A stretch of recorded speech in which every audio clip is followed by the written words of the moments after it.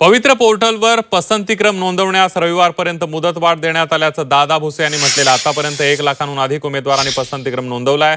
क्रीडा शिक्षकांच्या जागाही पोर्टलवर उपलब्ध करू. क्रीडा शिक्षक भरतीबाबत आंदोलन करण्याची गरज पडणार नाही, अशी माहिती शालेय शिक्षण मंत्री दादा भुसे यांनी दिलेली आहे.